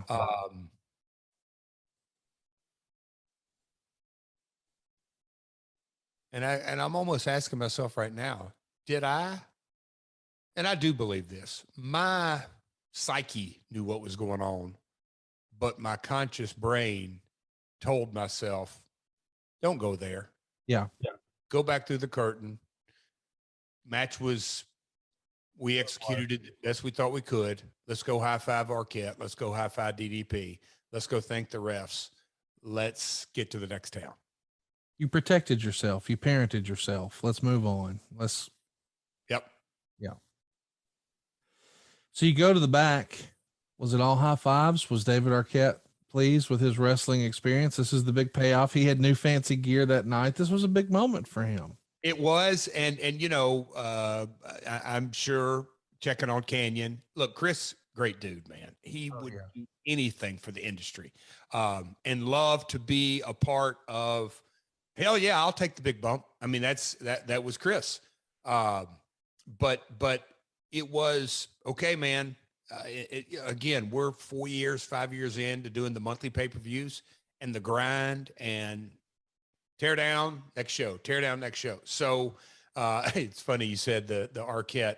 I love that red outfit that he had, a little Superman cape.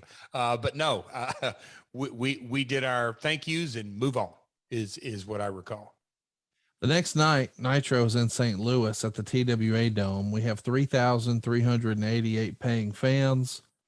As a reminder, 17 months prior, there were 29,000 paid. This is a dome, folks. I just don't want to lose sight of what Conrad just said. We are in the TWA Dome. We had 29,000 paying fans 17 months ago. Today, we've got 3,388. And we're down 89%.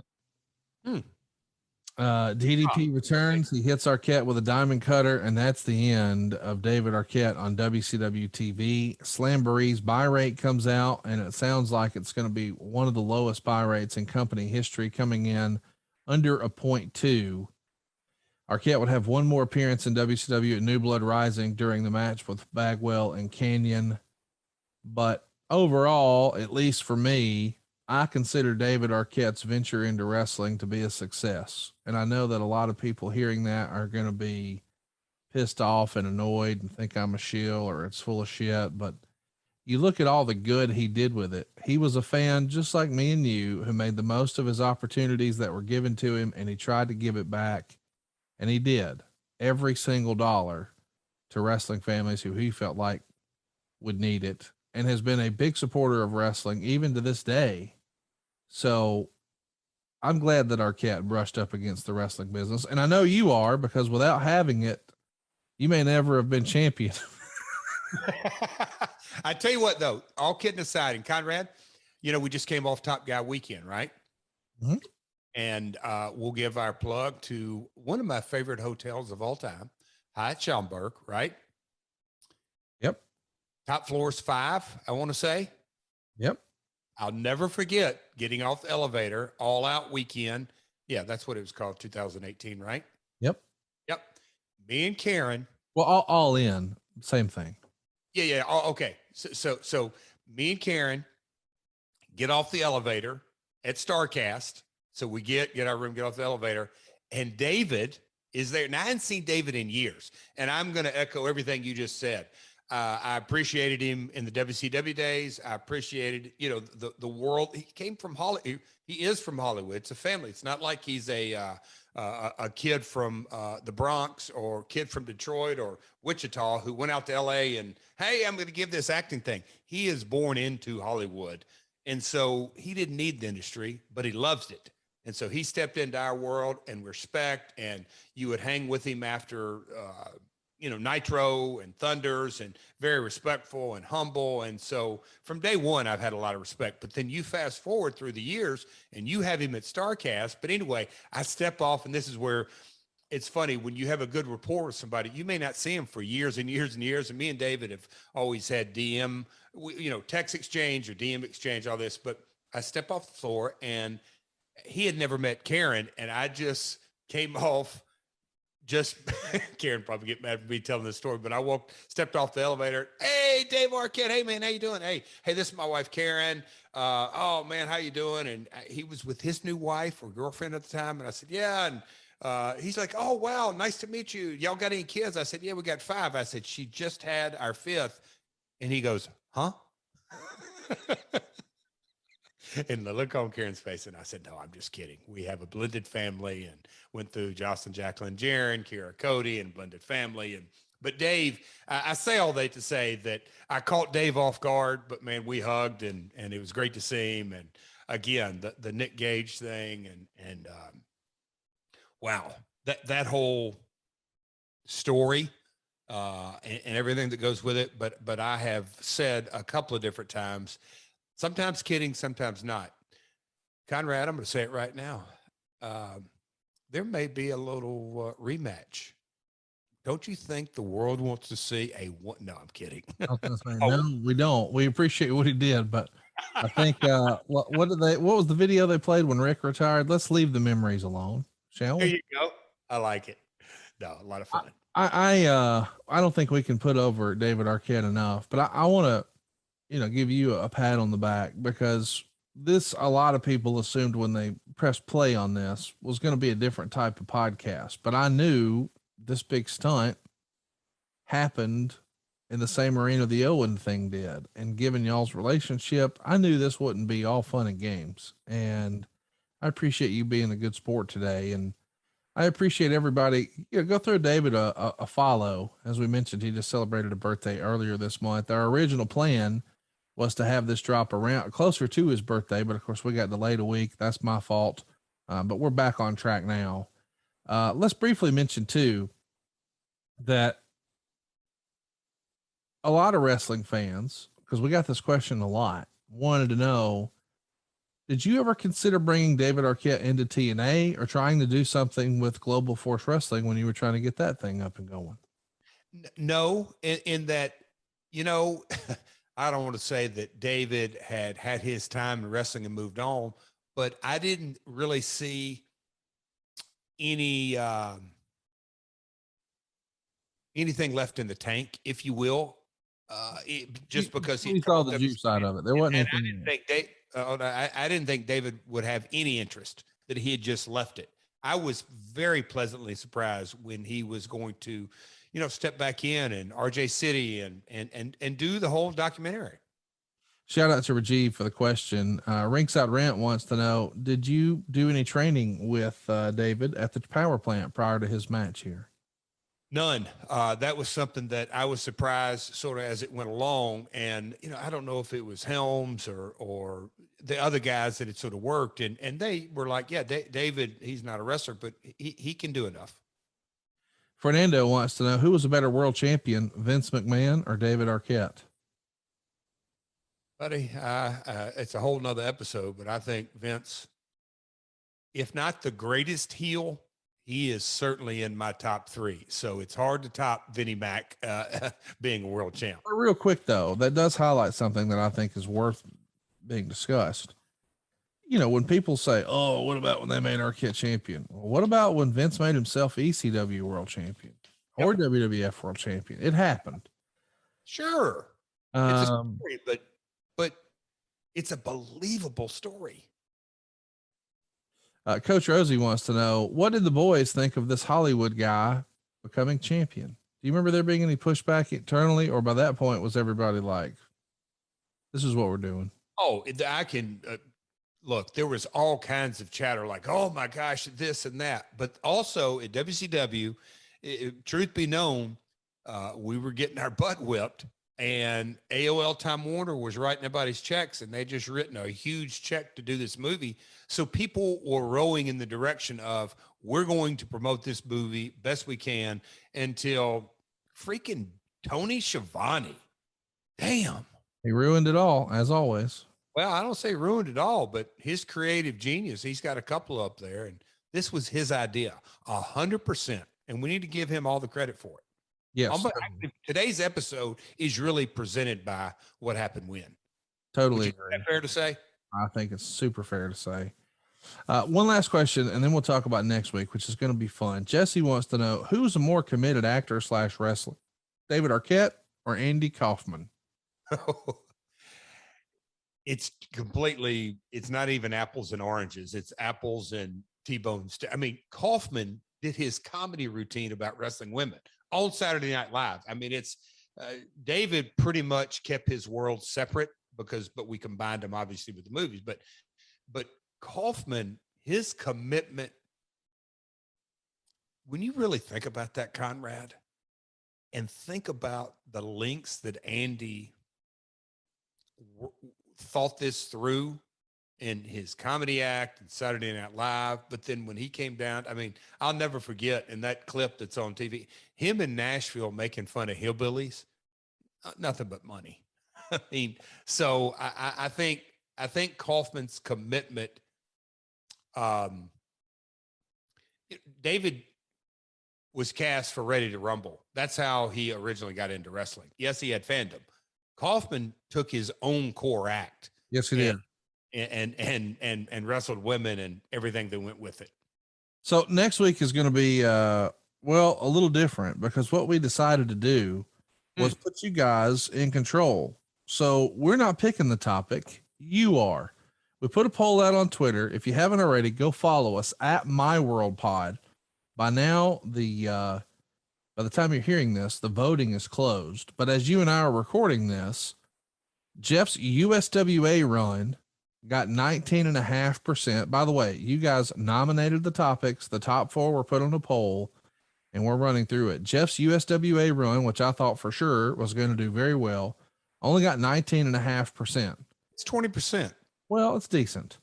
But I thought Bound for Glory 06, where there was an unfortunate incident, and it is probably the most discussed thing that ever happened at Bound for Glory, and it's where the dirt is, as Jim Barnett would say, only got 13.6%. That blew me away. Thankfully, I don't think we'll be talking about you and the Horsemen in 96, 97, but we almost did. They got 28.6%. Woo! But it looks right now, and again, there's 9 hours left as you and I are recording this, the TNA Monday night debut at 38.2% is probably what we're talking about next week. And I bet there's a lot to unpack in that story. Oh boy. So let me make sure that the Monday night debut, right? Yep. Yeah. Are you looking forward to talking about that hypothetically if it wins, or is this more of a, oh man, it was we'll have to do a lot of sort of setting the stage and the context. And I was, off of the 09 debacle, or however you want to say it. And I'll politically be as diplomatically as possible to that, but coming back into that, I was still minority owner, but not in a creative role whatsoever. And coming off the success we had in 2009, I was sitting back and going to see how this was going to unfold. But in a lot of ways, and we'll get into it next week, and I'll probably leave it at this, the writing was on the wall internally in so many ways that, man, had I had it to do over again, communication is the key to any relationship. And I've said it a couple of times on here before, and we'll get into it in the future. but I really couldn't say a lot. But man, I wish in a lot of ways I would have communicated with some others because it was very obvious to me. So coming up next week, Jeff, here it is, whatever the fans pick. And if you missed your opportunity, don't do it again. We're going to be doing these polls every so often. The only way to get involved or to ask Jeff a question is to follow us on Twitter at MyWorldPod. Of course, you get all these shows early and ad free over at adfreeshows.com. And we're doing bonus stuff all the time over there. And I think if the rumor and innuendo is true, Jeff, sooner rather than later, we're going to have a big announcement. We're on the heel of the Top Guy weekend, but I think, here we grow again. We got some new content coming and maybe some new shows coming. You never know what's coming, but you don't want to miss it at adfreeshows.com. Jeff, this was a fun episode. I appreciate you being so open and honest and vulnerable for us. I'm excited about next week, but I'm also excited about September 28th when we'll talk No Surrender 2006. We're also in the month of October going to talk about when TNA was flirting with Hulk Hogan.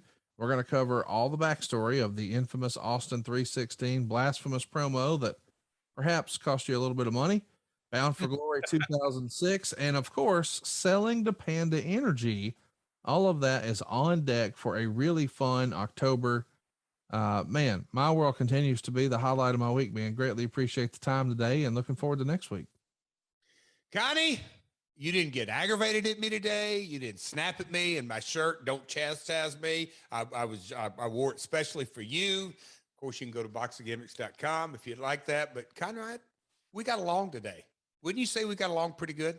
And we had a pretty good run in, apparently more than once. That I didn't even see. We had a run in multiple times. I had my headphones on, didn't even know I was getting sneak attacked. Yes, you were. And I was just rolling. Well, boys and girls, hope you enjoyed it. Stay tuned next week. It looks like we're talking about the TNA Monday night debut, but don't miss another poll. It's at My World Pod, and we'll be back next week and every week right here on My World. Give the ultimate gift to the wrestling fan in your life this holiday season. The gift of ad-free shows. Head over to adfreegift.com now to purchase an ad-free show subscription for a friend or loved one. The best value in wrestling podcast with several plans to choose from. Starting as low as just $9 a month. You're gifting early ad-free access to Conrad Thompson's weekly podcast, plus access to the full podcast archive library and access to the Patreon where you can join the community chat and submit your questions for the shows. Want more? Plans starting at $29 a month get access to over 100,000 hours of other exclusive content from legends like The Godfather, Tully Blanchard, Lex Luger, David Crockett, Downtown Bruno, and many more. Plus, interactive Q&As and watch-alongs with your favorite podcast hosts and Hall of Famers. Let's hear from some of our ad-free show's family members. Listening to podcasts without ads is pretty cool, but listening to bonus exclusive content is even better. AFS has meant so much to me through the moments and memories created. My friendships that I've made so far, it's been one heck of an experience. Not only do you get great content and so much historical information, but you're also part of a community here. Even more so a family. So many different walks of life being brought together by one commonality of wrestling. The community and the family feel with all the members who have been very welcoming. How many places do you get to go to actually interview stars like Jeff Jarrett and Eric Bischoff? When I joined ad-free shows, Eric actually called me to thank me personally. That moment made me realize just how special this community is. And it's a global family. It's a family that I never dreamed of having. It's been a heck of a ride and can't wait for more to come. Thank you, ad-free shows, for celebrating wrestling's greatest era and for making podcasts that are just too sweet. And just know that you've got a member for life. Visit adfreegift.com today and gift an ad-free show's membership to the wrestling fan in your life this Christmas.